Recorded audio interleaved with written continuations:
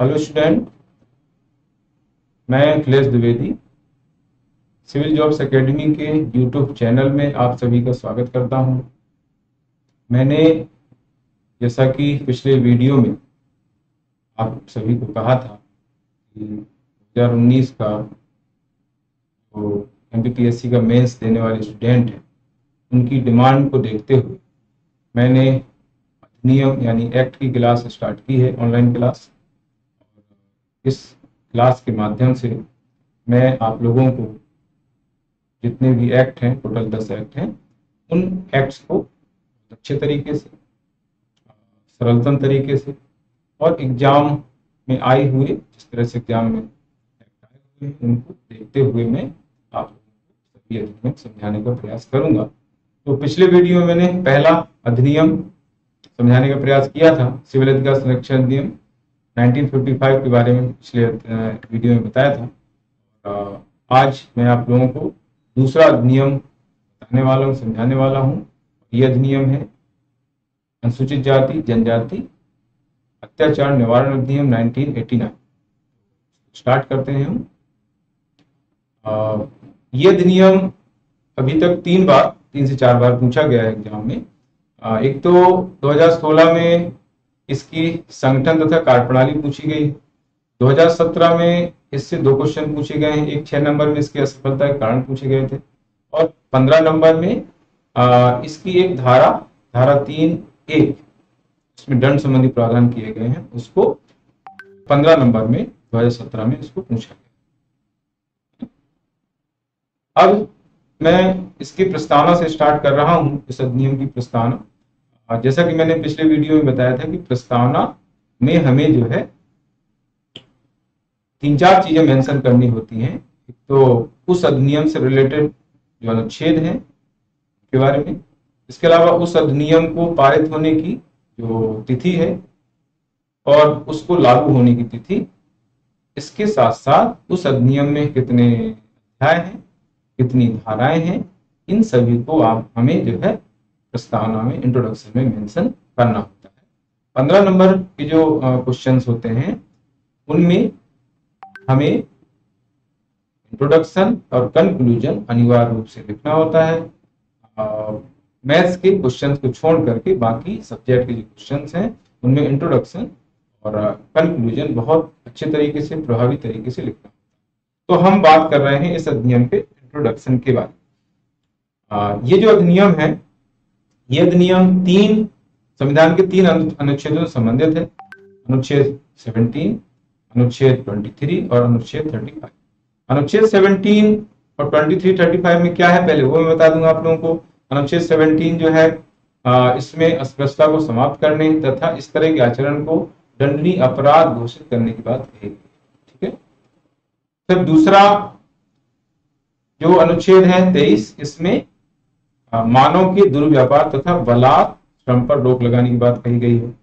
फिर आर्टिकल जो 35 है, इसमें इन अनुच्छेदों को प्रभावी बनाने के लिए संसद को विधि बनाने का अधिकार दिया गया। मौलिक अधिकार से संबंधित जो प्रावधान है उनको प्रभावी बनाने के लिए संसद को आर्टिकल 35 में विधि बनाने का दिया गया है। तो ये 3 अनुच्छेद यहाँ पर आपको मेंशन करना।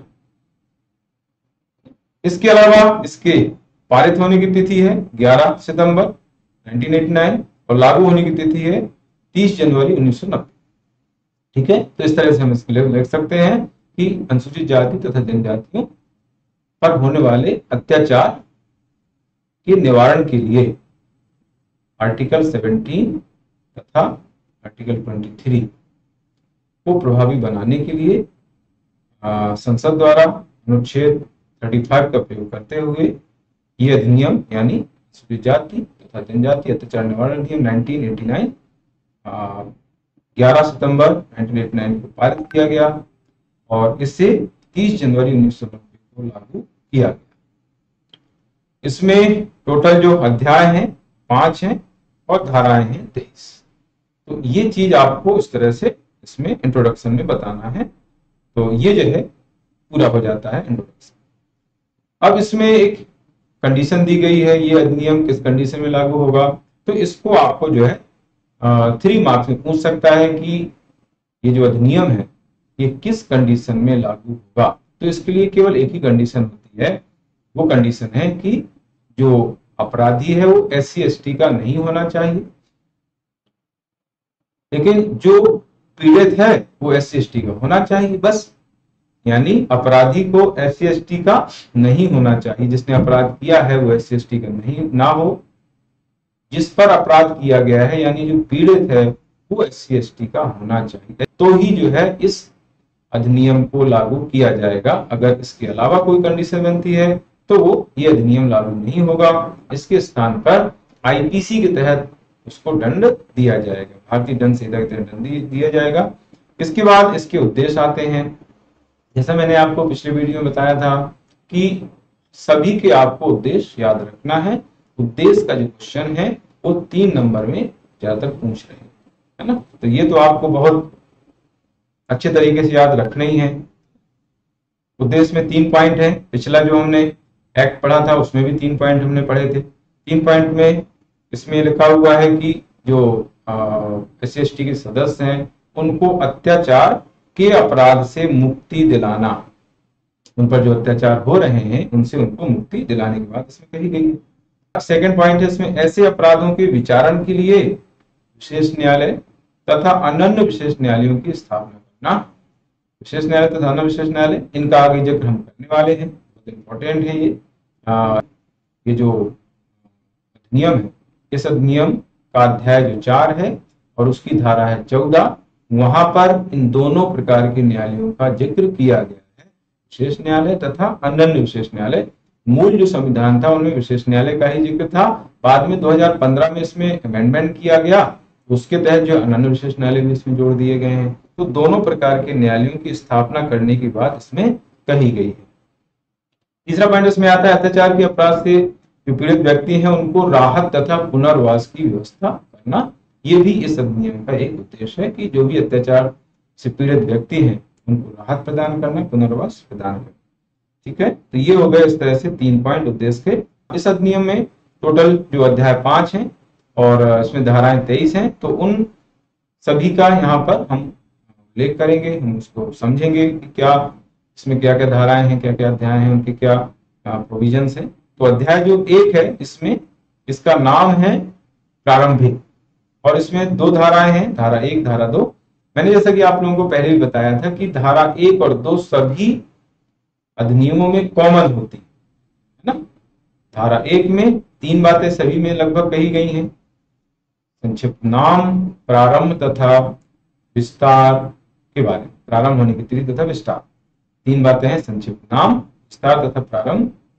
संक्षिप्त नाम यही नाम है हम पढ़ते आ रहे हैं, मैंने बताया था, जाति तथा जनजाति अत्याचार निवारण अधिनियम 1980, ये नाम है इसका। प्रारंभ है, प्रारंभ भी हम पढ़ चुके हैं, 30 जनवरी 1990 को प्रारंभ हुआ है। विस्तार पहले जब ये लागू हुआ था जम्मू कश्मीर में लागू नहीं था, अब लागू हो चुका है 2019 से, 31 अक्टूबर 2019 से, जब जम्मू कश्मीर जो विशेष राज्य का दर्जा था उसको जब हटाया गया तो वहां पर भी ये अधिनियम लागू हो चुका है। ठीक है, तो इस तरीके से जो है ये विस्तार का हो गया। फिर धारा जो 2 है सभी अधिनियमों में डेफिनेशन संबंधी होती है। जैसा मैंने आप लोगों को बताया था कि डेफिनेशन से 3 मार्कर्स पूछे जाते हैं। डेफिनेशन में जो वर्ड्स दिए गए हैं वहां से आपको 3 नंबर के क्वेश्चन ज्यादातर पूछ रहे हैं, लेकिन सभी डेफिनेशन आपको ऐसे याद रखने की जरूरत नहीं है। जैसे आपको 15 नंबर में पूरा लिखने को आता है तो उसमें भी डेफिनेशन सारी आपको ऐसे देने की जरूरत नहीं है, उसमें जो कुछ खास खास वर्ड लिख देते हैं कि इनको डिफाइन किया गया है इस धारा के अंतर्गत, वहां पर सभी को डिफाइन करने की आपको जरूरत नहीं पड़ेगी। 3 नंबर के हिसाब से कुछ वर्ड की डेफिनेशन आपको याद रखना है, उनको पूछ सकता है। जैसे अनुसूचित जाति, अनुसूचित जाति, अनुसूचित जनजाति, ये जो है खास वर्ड है जिनकी डेफिनेशन आपको पूछ सकता है 3 नंबर में। लोक सेवक को भी पूछ सकता है, लोक सेवक को आगे हम पढ़ेंगे। जैसे लोक सेवक के अंतर्गत उसे लोक सेवक समझा जाता है जो IPC की धारा 21 में इसका उल्लेख किया गया है। ये लोक सेवक की डेफिनेशन अभी हम जब मानवाधिकार संरक्षण अधिनियम 1993 पढ़ेंगे तो वहां पर भी इसका जिक्र आएगा। लोक सेवक के अंतर्गत उसे माना जाता है जो आईपीसी की धारा 21 में उल्लिखित है, जिसका उल्लेख किया गया है। अनुसूचित जाति, अनुसूचित जनजाति, इन दोनों को यहाँ पर डिफाइन किया गया है। अनुसूचित जाति की डेफिनेशन हमने पिछले वीडियो में भी पढ़ी है। सिविल एथिक्स संरक्षण नियम 1955 में हमने अनुसूचित जाति की डेफिनेशन पढ़ी है। यहाँ पर दोनों की डेफिनेशन आपको दी गई है इस एक्ट के अंतर्गत। तो एससी की परिभाषा तो मैं बता चुका हूँ, एक बार फिर से मैं बता देता हूँ। इसकी डेफिनेशन अनुच्छेद 366 के 24 क्लॉज में दी गई। एक्चुअली हमारे संविधान के जो अनुच्छेद 366 है उसमें बहुत सारे वर्ड्स को डिफाइन किया गया है ना, जैसे एससी है, एसटी है, ओबीसी है, जीएसटी है, एंग्लो इंडियन को भी डिफाइन किया गया है।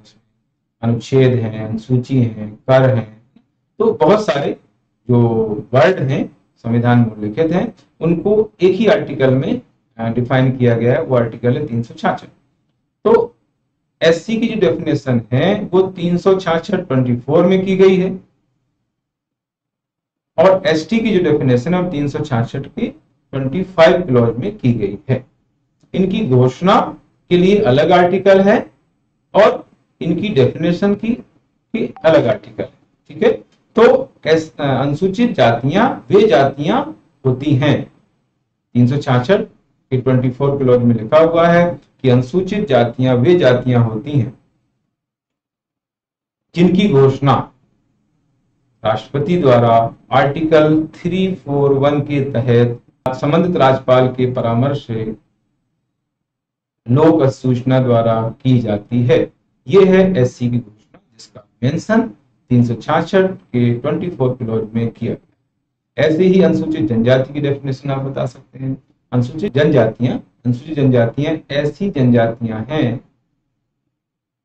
ऐसे समुदाय हैं जिनकी घोषणा राष्ट्रपति द्वारा आर्टिकल 342 के तहत संबंधित राज्यपाल से परामर्श करके लोक सूचना द्वारा की जाती है ना। तो इस तरीके से जो है ये डेफिनेशन हो गई। विशेष न्यायालय, अनन्य विशेष न्यायालय, इनको जो है हम आगे पढ़ने वाले हैं, डिटेल में पढ़ने वाले हैं। विशेष न्यायालय, अनन्य विशेष न्यायालय एक सेशन न्यायालय होते हैं, अभी हम पढ़ेंगे इसके बारे में। और इनका जो जिक्र है इस अधिनियम के अध्याय 4 की धारा 14 में किया गया। दोनों का अनन्य विशेष न्यायालय, ऊपर उसका उल्लेख किया गया है, ये अनन्य विशेष न्यायालय है, और नीचे जो है विशेष न्यायालय का उल्लेख है। दोनों एक साथ लिखित हैं, सेशन न्यायालय के रूप में इनको जो है जाना जाता है।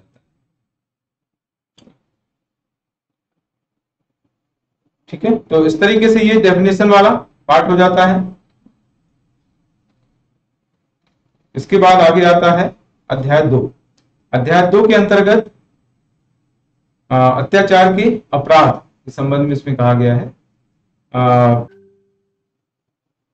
जो अध्याय है अत्याचार के अपराध का, इसमें धारा 3 से 9 तक धाराएं दी गई हैं। तो इसमें धारा जो 3 है, इसमें अत्याचार के अपराधों के लिए दंड का प्रावधान है। इसमें 2 क्लॉज हैं, 2 पॉइंट इसमें दिए गए हैं, धारा 3(1) और धारा 3(2). धारा 3(1) को जैसा मैंने अभी बताया था कि 2017 में 15 नंबर में इसको पूछा। तो इसमें जो है ऐसा कहा गया है कि किन मामलों में किसी व्यक्ति को अपराधी माना जाएगा। मतलब ऐसा व्यक्ति जो SC/ST का सदस्य नहीं है और SC/ST के सदस्यों के खिलाफ कोई कार्य करता है तो उसे जो है अपराधी माना जाएगा, उसको दंड दिया जाएगा।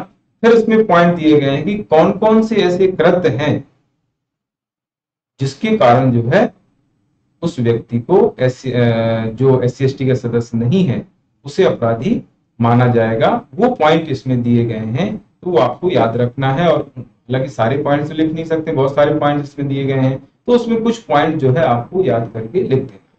ठीक है, कुछ चीजें ऐसी हैं, कॉमन है, जो हमने सिविल एथिक्स संरक्षण अधिनियम 1955 में पढ़ी है, यहाँ पर भी मेंशन है, तो आपको याद हो जाएंगी।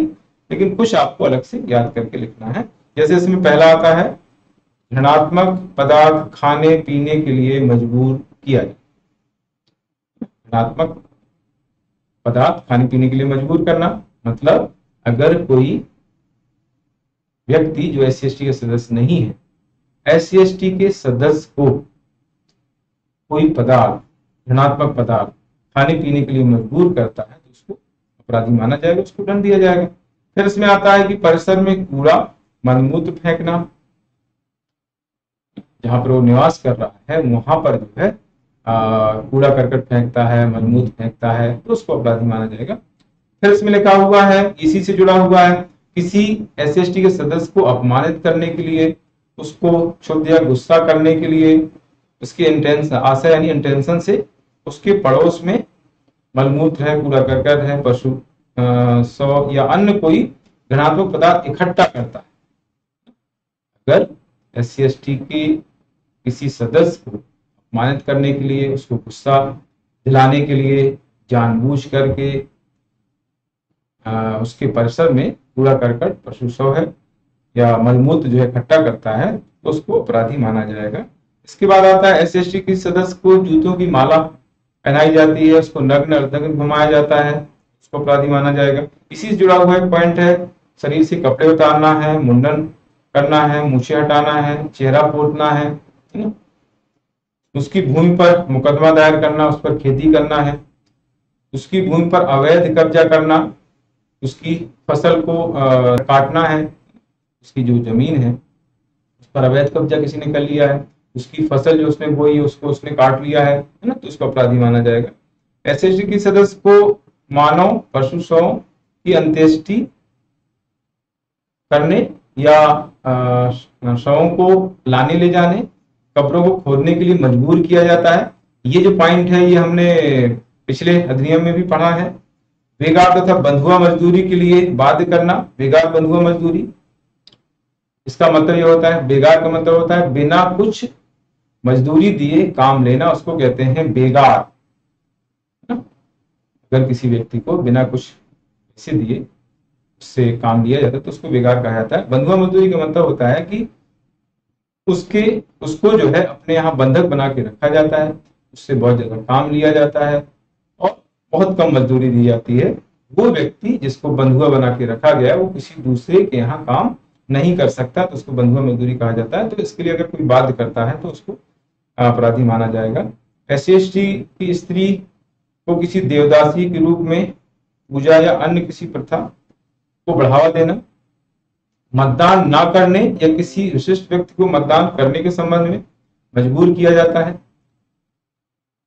SC/ST का कोई सदस्य है जो पंचायत या नगरीय निकाय का अध्यक्ष सदस्य है, भाग 9 के अंतर्गत पंचायत का उल्लेख है, भाग 9 के अंतर्गत नगरीय निकाय का उल्लेख किया गया है। आप सब पढ़ते हैं, भाग 9 में पंचायत का उल्लेख है, संविधान के भाग 9 में, भाग 9 जो ए है उसमें नगरीय निकाय का उल्लेख किया गया है। तो अगर कोई SC/ST का सदस्य पंचायत या नगरीय निकाय का सदस्य अथवा अध्यक्ष है या किसी अन्य पद पर कार्यरत है, उसे कोई दूसरा व्यक्ति जो SC/ST के सदस्य नहीं है उसके कर्तव्यों में बाधा उत्पन्न करता है या उसे अवैध कार्य करने के लिए मजबूर करता है तो उसको अपराधी माना जाएगा।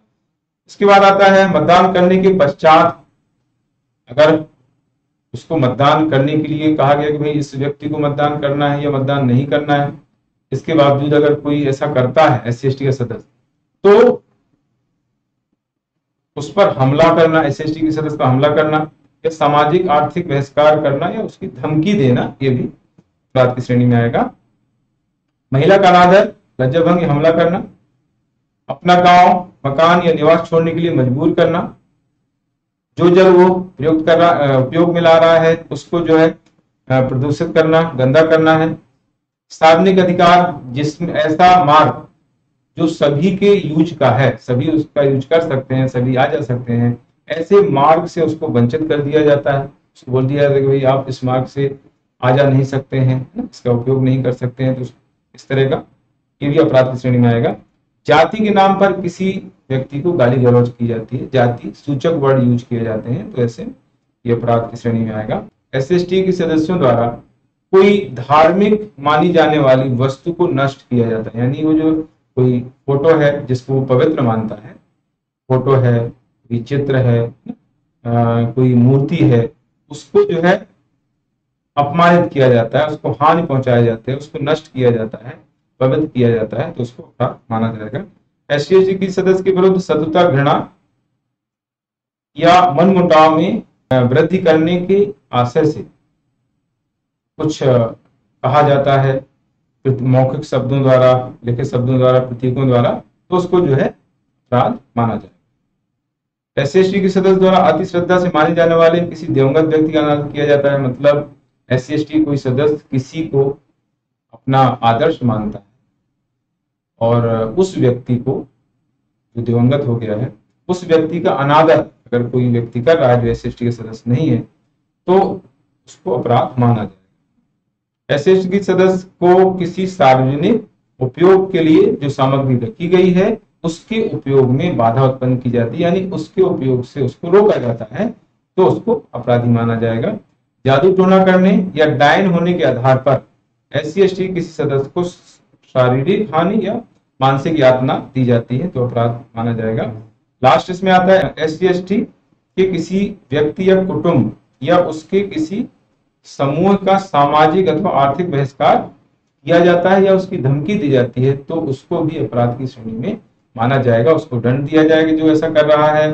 और दंड क्या दिया जाएगा इसमें नीचे लिखा हुआ है, कम से कम ये सब जो भी ऊपर हमने अपराध पढ़े उन सभी के लिए समान दंड है, वो है 6 माह, कम से कम 6 महीने और अधिकतम 5 वर्ष का कारावास तथा जुर्माना। इसमें जुर्माना कितना दिया जाएगा ये मेंशन नहीं किया गया है।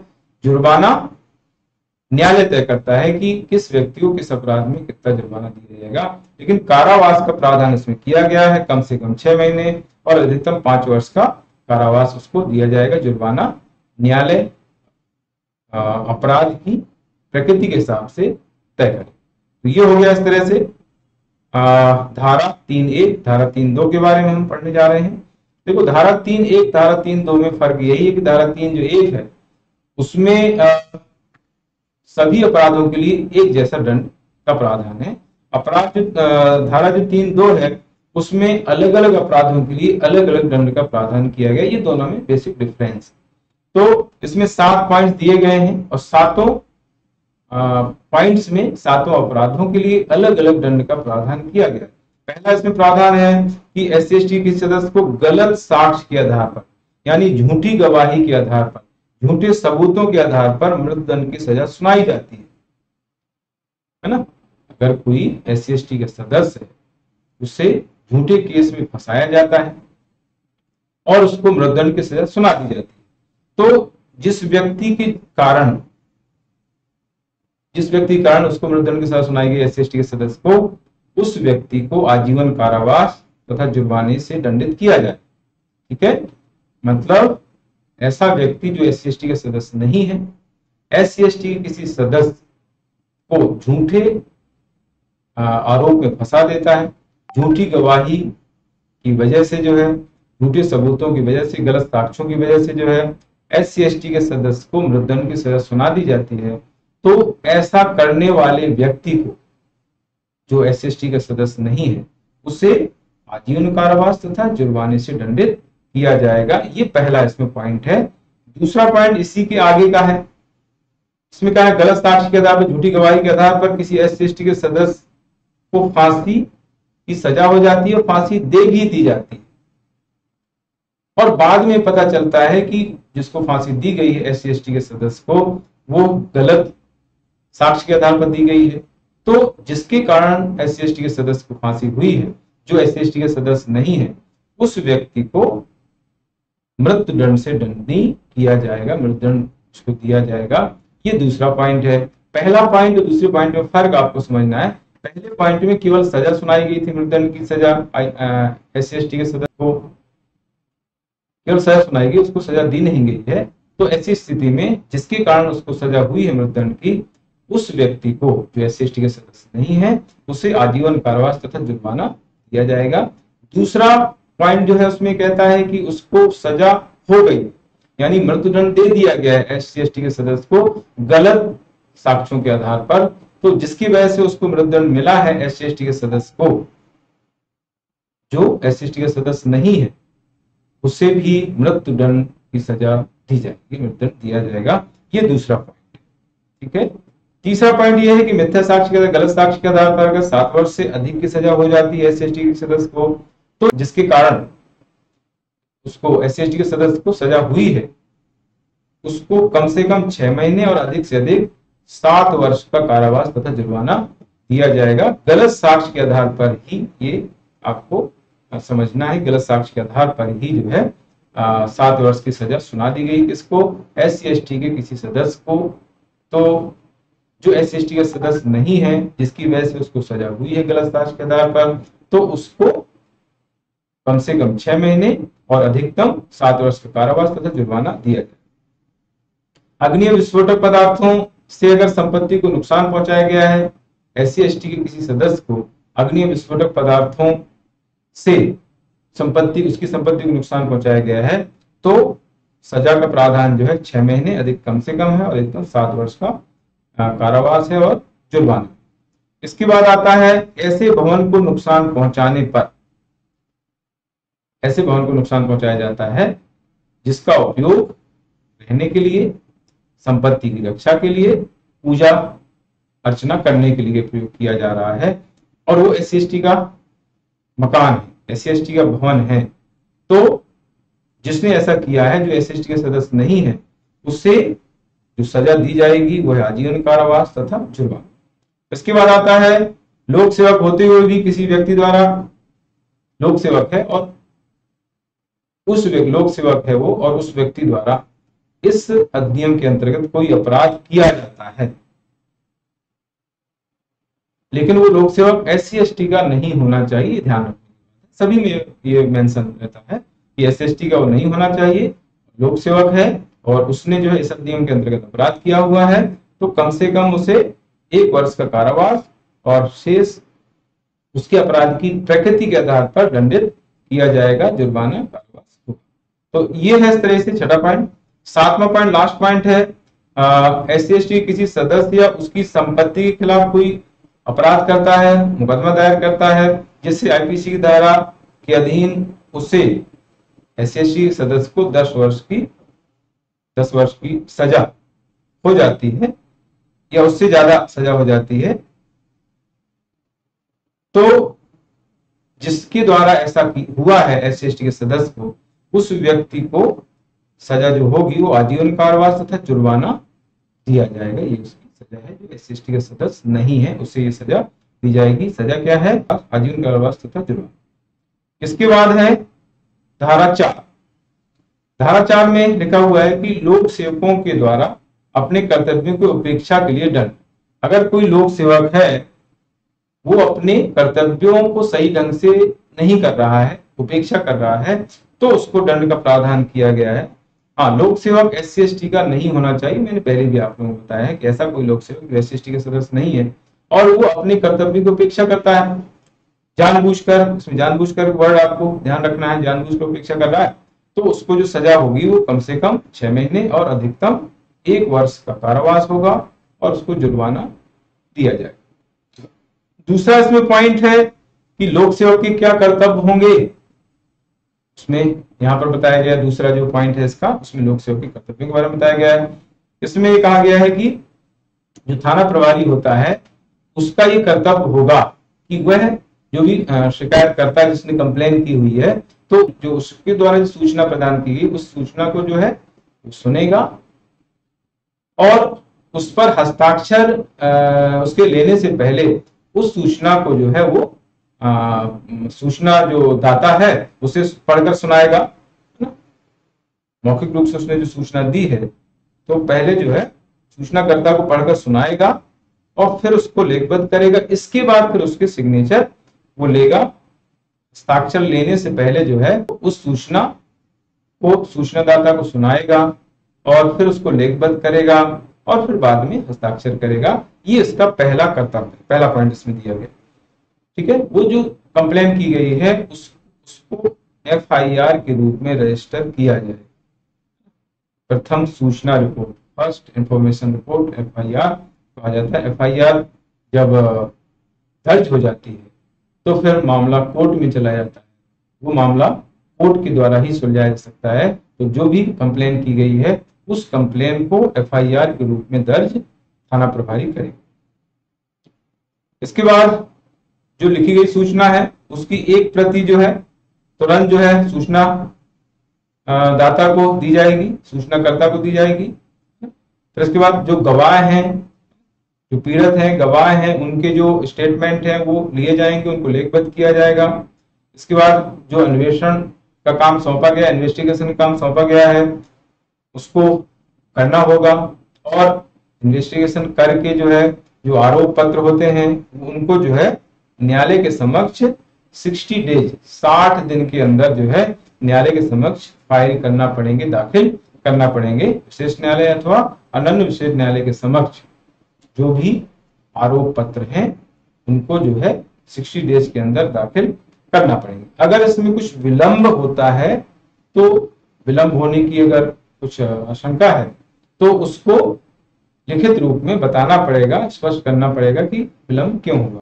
इसके बाद जो भी दस्तावेज हैं उनको इलेक्ट्रॉनिक तरीके से जो है तैयार किया जाएगा और उनका अनुवाद किया जाएगा। इसके बाद इसमें लिखा है इस अधिनियम तथा इसके अधीन बनाए गए जो नियम हैं उसमें जो भी कार्य या कर्तव्य लोक सेवकों को दिए गए हैं उन कर्तव्यों का पालन उसको करना पड़ेगा। तो ये है धारा 4। इसके बाद धारा 5 आती है। धारा 5 इस तरह की धारा हमने पहले भी पढ़ी है ले अधिनियम में। इसमें कहा गया है कि पश्चातवर्ती दोष सिद्धि के लिए बढ़ा हुआ दंड, यानी अगर कोई व्यक्ति एक बार अपराधी हो जाता है और बार बार अपराध करता है तो उसके दंड में वृद्धि होती जाती है, कहते हैं बढ़ा हुआ दंड, वर्धित शास्त्री उसको जो है लिखा रहता है।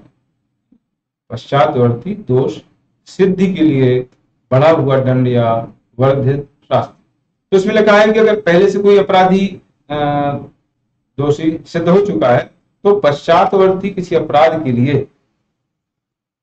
तो पहले तो दोषी सिद्ध हो गया है, आगे भी उसको दोषी बनाया गया है, अपराधी घोषित किया गया है, तो कम से कम 1 वर्ष का उसको कारावास और उसके द्वारा किए गए अपराध की प्रकृति के आधार पर उसको अधिकतम दंड दिया जाएगा। कम से कम 1 वर्ष का कारावास तो उसको मिलेगा ही, बाकी उसने जिस तरह का अपराध किया उस अपराध की प्रकृति के आधार पर उसको बाकी दंड दिया जाएगा, अधिकतम दंड दिया जाएगा। धारा 6 ये बहुत इंपॉर्टेंट नहीं है। भारतीय दंड संहिता आईपीसी के कुछ उपबंध नियम इस अधिनियम के साथ लागू होंगे कहा गया है। इसके बाद आता है कुछ व्यक्तियों की संपत्ति का समापहरण। ये संपत्ति का समापहरण मतलब होता है अधिग्रहण, संपत्ति का समापहरण यानी अधिग्रहण। तो इसमें ये कहा गया है कि अगर कोई व्यक्ति जो इस अधिनियम के अंतर्गत अपराधी है, यानी उसने अपराध किया है और अपराध करने में उसने अपनी जिस संपत्ति का प्रयोग किया है तो वो संपत्ति सरकार द्वारा अधिग्रहण कर ली जाएगी, सरकार जो है उसको अपने अधिकार क्षेत्र में ले ली, कब्जे में ले ली। तो ये है धारा 7। धारा जो 8 है अपराधों के बारे में उपधारणा, ये भी आपको पीछे हम पढ़ चुके हैं इसके बारे में, उपधारणा के बारे में। उपधारणा का मतलब होता है कि न्यायालय द्वारा यह मानकर चलना कि ऐसा हुआ होगा अथवा नहीं हुआ होगा, इसका ये मतलब होता है। ये आपको 3 मार्क्स में पूछ सकता है। मैंने पिछले वीडियो में बताया था कि 3 मार्क्स में इस तरह के क्वेश्चन पूछे जाते हैं। उपधारणा क्या है और किस परिस्थिति में उपधारणा लागू होती है, ऐसा क्वेश्चन बन सकता है। उपधारणा की जो डेफिनेशन है यहाँ पर नहीं दी गई है। भारतीय साक्ष्य अधिनियम 1872 में इसकी डेफिनेशन दी गई है। इसमें 3 पॉइंट दिए गए हैं। इसमें लिखा हुआ है कि अगर ये साबित हो जाता है कि किसी व्यक्ति ने संदेहास्पद व्यक्ति की सहायता, वित्तीय सहायता की है, तो न्यायालय निर्धारित करेगा कि ऐसे व्यक्ति ने अपराध का दुष्प्रेरण किया है ना। दुष्प्रेरण वर्ड भी हमने पीछे पढ़ा है, इसको भी 3 मार्क्स में पूछ सकता है। तो दुष्प्रेरण का मतलब होता है अपराध में सम्मिलित होना। मैंने आप लोगों को पिछले वीडियो में बताया था। इसकी जो डेफिनेशन है आईपीसी की धारा 107 में बताई गई है। इसका मतलब होता है कि अपराध में डायरेक्ट इन्वॉल्व ना होकर के इनडायरेक्ट इन्वॉल्व होना, यानी जो अपराध करने वाले व्यक्ति हैं उनको हेल्प करना, उनको अपराध के लिए उकसाना, उनको प्रेरित करना, जो षड्यंत्र जो रचा गया है उसमें सम्मिलित होना, तो उसको कहते हैं दुष्प्रेरण। तो इसमें लिखा हुआ है कि अगर ये साबित हो जाता है कि किसी व्यक्ति ने संदेहास्पद व्यक्ति की, जो अपराधी है, उसकी वित्तीय सहायता की है, तो विशेष न्यायालय अवधारणा करेगा कि व्यक्ति ने उस अपराध का दुष्प्रेरण किया है। फिर अगला पॉइंट इसमें आता है, यदि ये साबित हो जाता है कि जो किया गया अपराध है वो भूमि या किसी अन्य विवाद का फल है, भूमि या किसी अन्य विवाद का फल है, तो न्यायालय अवधारणा कर सकता है कि ये जो अपराध किया गया है ये समान आशय या समान उद्देश्य को अग्रसर करने के लिए किया गया है, यानी इसमें कोई विशेष उद्देश्य निहित नहीं। जो अपराध हुआ है वो चूंकि किसी पुरानी रंजिश का प्रतिफल है, पहले से कोई विवाद था, पुराना विवाद था, उसके कारण जो है अपराध हुआ है, तो न्यायालय अवधारणा करेगा कि इसमें उसका जो इंटेंशन था वो कोई विशिष्ट नहीं है, समान इंटेंशन था, समान उद्देश्य को अग्रसर करने के लिए ये अपराध उसने किया हुआ है। इसके बाद आता है, यदि अभियुक्त को पीड़ित व्यक्ति या उसके कुटुंब के बारे में व्यक्तिगत रूप से जानकारी थी, उसको जानता था, उसके परिवार को या उस व्यक्ति को, तो न्यायालय अवधारित करेगा कि उस व्यक्ति को पीड़ित की जाति या जनजाति का ज्ञान था। मतलब ये है कि अगर ये साबित हो जाता है कि अभियुक्त को पीड़ित व्यक्ति या उसके परिवार के बारे में व्यक्तिगत रूप से ज्ञान था, तो ये न्यायालय मानकर चलेगा, न्यायालय मान लेगा कि अभियुक्त को पीड़ित व्यक्ति की जाति अथवा जनजाति का ज्ञान था, यानी उसने जानबूझ करके उस व्यक्ति को परेशान करने के लिए अपराध किया हुआ है, इसलिए उसको दंडित किया जाए। यह है न्यायालय की धारणा के बारे में। इसके बाद आता है धारा 9, शक्तियों का प्रदान किया जाना। राज्य सरकार को अधिकार दिया गया है कि राज्य सरकार जो है किसी मामले के संबंध में, कोई मामला है, उस मामले के संबंध में विशेष न्यायालय के समक्ष गिरफ्तारी करने, उसकी जांच करने और अभियोजन यानी मुकदमा दायर करने के लिए राज्य सरकार किसी पदाधिकारी को ऐसे अधिकार प्रदान कर सकती है जो पुलिस अधिकारी को प्राप्त होते हैं या पुलिस अधिकारी जिनको प्रयुक्त करते हैं। ऐसी शक्तियां या अधिकार उस पदाधिकारी को प्रदान कर सकती है। मतलब कहने के यहां पर है कि किसी दूसरे व्यक्ति को जांच का अधिकार राज्य सरकार दे सकती है और उसके लिए उसको ऐसे अधिकार राज्य सरकार सौंप सकती है जिनका उपयोग पुलिस द्वारा किया जाता है। कभी कभी ऐसा होता है कि पुलिस से भिन्न किसी पदाधिकारी को किसी जांच का अधिकार सरकार दे देती है, तो ऐसी स्थिति में पुलिस द्वारा प्रयुक्त की गई शक्तियों को जो है राज्य सरकार उस पदाधिकारी को सौंप देती है। तो यह है धारा 9। इसके साथ ही अध्याय 2 पूरा हो जाता है। इसके बाद अध्याय 3, इसमें निष्कासन की बात कही गई है। इसमें धारा 10 से 13 तक है। धारा 10 जो है इसमें लिखा हुआ कि ऐसे व्यक्ति को हटाया जाना जिसके द्वारा अपराध किए जाने की संभावना। इसमें विशेष न्यायालय के संबंध में है ये। अगर विशेष न्यायालय को किसी तरह से ये सूचना मिलती है, पुलिस रिपोर्ट के माध्यम से या किसी अन्य माध्यम से सूचना मिलती है कि कोई व्यक्ति अनुसूचित क्षेत्र तथा जनजाति क्षेत्र जिनका उल्लेख अनुच्छेद 244 में किया गया है, तो इन क्षेत्रों में अगर कोई व्यक्ति कुछ अपराध करने वाला है, ऐसी आशंका है, ऐसा पता चला है विशेष न्यायालय को, तो विशेष न्यायालय उस व्यक्ति को, संदिग्ध व्यक्ति को इन क्षेत्रों से निष्कासित करने का आदेश दे सकता है। और कितने समय के लिए निष्कासित करने का आदेश दे सकता है? कम से कम 3 वर्ष, कम से कम 3 वर्ष के लिए निष्कासित करने का आदेश दे सकता है, उसको वहां से हटाने का आदेश दे सकता है, अगर विशेष न्यायालय को पुलिस रिपोर्ट द्वारा या किसी अन्य माध्यम द्वारा ये पता चलता है कि कोई संदिग्ध व्यक्ति आर्टिकल 244 में उल्लिखित अनुसूचित क्षेत्रों तथा जनजातीय क्षेत्रों में कुछ अपराध करने वाला है, तो विशेष न्यायालय उस व्यक्ति को इन क्षेत्रों से कम 3 वर्ष की अवधि के लिए हट जाने का आदेश दे सकता है। ये जो है इसमें लिखा हुआ। फिर इसमें लिखा है कि जिसको आदेश दिया गया है वो व्यक्ति जो है इस आदेश को चेंज कराने की, है ना, संशोधित कराने के लिए न्यायालय के समक्ष 30 दिन की अवधि के अंदर आवेदन कर सकता है। अगर उसको ऐसा लगता है कि भाई मैं ऐसा कुछ नहीं करने वाला था और न्यायालय द्वारा गलत आदेश दिया है, मेरे साथ इनजस्टिस हुआ है, अन्याय हुआ है, तो फिर इस आदेश को चेंज कराने के लिए, संशोधित कराने के लिए 30 दिन के अंदर वो जो है न्यायालय के समक्ष आवेदन प्रस्तुत कर सकता है। फिर न्यायालय उसकी दलील है उसको सुनेगा। अगर न्यायालय को ऐसा लगता है कि भाई इसका जो कहना है, इसकी जो दलील है सही है, तो उसको चेंज कर दिया जाएगा, यानी उसको जो निष्कासित करने का जो आदेश दिया है उसको जो है वापस ले लिया जाएगा। फिर इसके बाद आता है धारा 11। इसमें लिखा है कि अगर किसी व्यक्ति जिसको यह सत्यायक आदेश दिया गया है, अगर वो नहीं हटता है, हटने में असफल रहता है या हट जाने के पश्चात पुनः प्रवेश करता है, तो ऐसी स्थिति में विशेष न्यायालय उसको गिरफ्तार करवा सकती है और पुलिस अभिरक्षा में उस क्षेत्र से बाहर हटा सकती है। पुलिस द्वारा उसको कह सकती है कि इसको वापस यहाँ से हटा दिया, है ना। इस क्षेत्र से उसको हटाने के लिए पुलिस को विशेष न्यायालय कह सकता है या उसको गिरफ्तार करवा सकता है। तो ये धारा 11। धारा 12, ऐसे व्यक्तियों जिनके विरुद्ध धारा 10 के अधीन आदेश दिया गया है कि माप एवं फोटोग्राफ आदि लेना, विशेष न्यायालय जो है उस व्यक्ति को जिसे धारा 10 के अंतर्गत आदेश दिया गया है, यानी उसको अनुसूचित क्षेत्र, जनजाति क्षेत्रों से बाहर हटने के लिए कहा गया, निष्कासित करने के लिए कहा गया है, तो उस व्यक्ति को जो है विशेष न्यायालय कहेगा कि वो जो है पुलिस को अपने डॉक्यूमेंट्स प्रस्तुत करे, अपनी फोटो है और बाकी जो डॉक्यूमेंट्स उसके हैं, वो जो है विशेष न्यायालय से कहेगा कि जो है वो पुलिस को ये सारी चीजें प्रस्तुत करे, उनको दे।